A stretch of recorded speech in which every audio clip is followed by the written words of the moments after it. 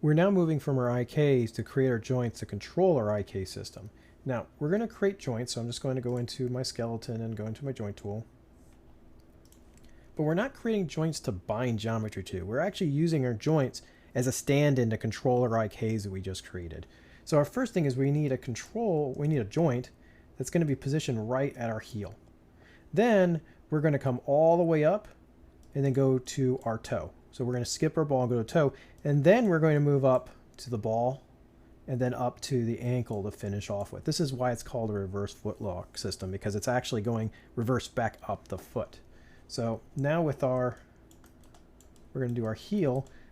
I'm going to hold down V and I'm just going to snap to one of these points in the back like this. Whoops.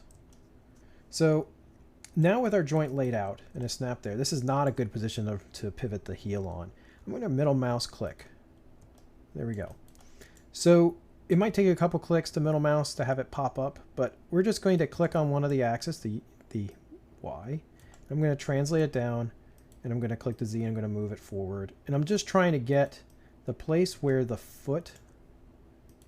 heel impacts the ground. And it's right about there. Okay. We also want to make sure it's centered. So if you don't have a center line, you can move it back and forth a little bit, but it needs to be centered in the back of the heel. Okay.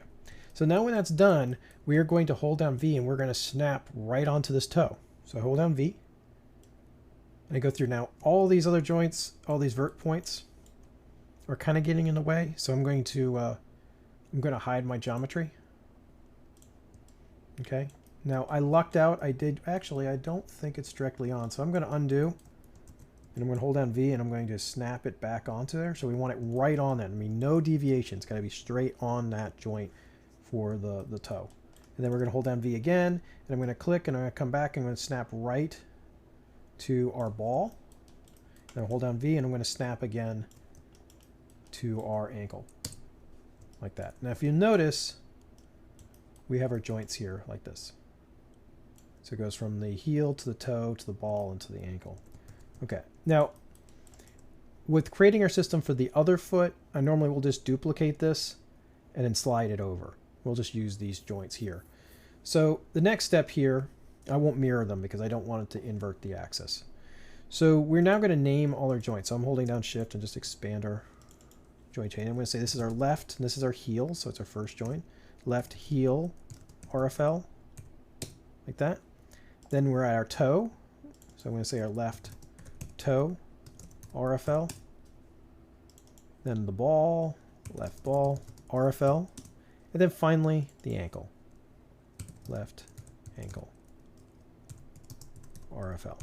Okay, so we're almost set, but what we need to do here is now I'm going to create two additional joints here, because right now how this system is going to work is when I rotate my heel, you see how it's going to move that whole system up. If I rotate the toe forward like that, it's going to move the actual second joint and then the last joint up.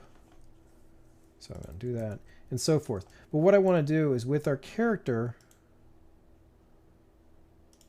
I want to have banking points on the side of the foot. I want to have one here and then one here like that. So I can bank on either side of the foot.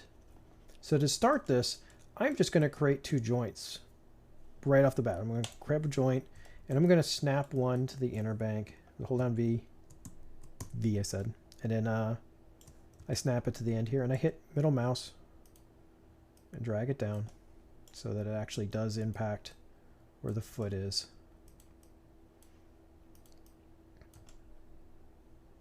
Okay, like that. And we really want the bulge. We can push that out a little bit more. We really want the bulge point where the foot interacts like that. That's really where the ball's rolling on. So I hit enter and I'm good with that. And pretty much I do want this axis so it's splitting the foot like that. So when I rotate up, it's going to rotate all together. So I'm going to take this joint and duplicate it and just translate it over like that.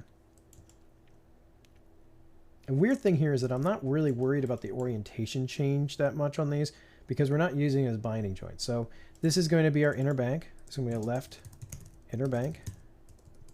Make that one word. RFL, and this is going to be our outer bank.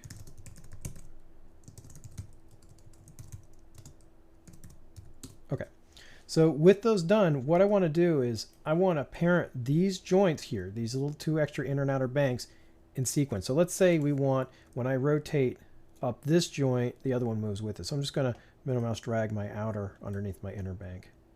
Okay, and you can see the lines going there. So when I rotate this, it's going to move the other side up as well.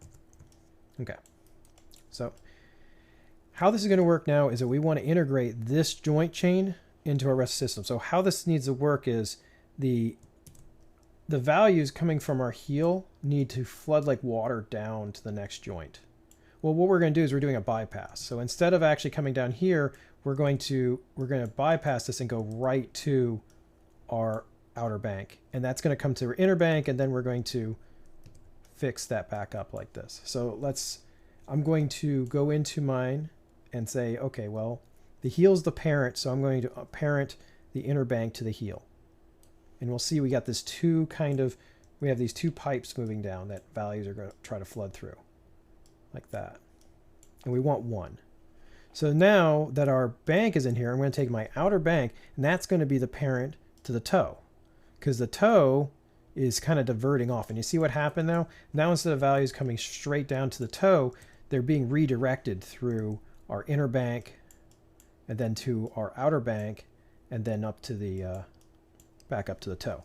So what did we accomplish here? Well, if I rotate my inner bank, do you see how the whole system kind of moves up like that? And I've moved to the outer bank. This part moves up. We can't animate both at the same time. We can only animate one or the other. And this allows us to create multiple pivot points if we need to, as long as it's in a single chain system as it's going through. Okay, so that's pretty much our inner outer bank. And if we expand our whole outliner, we can see how the water kind of flows through. And you see how we have the step ladder here, where if I dump water here, it just kind of pour down through each one. And that's exactly what we want.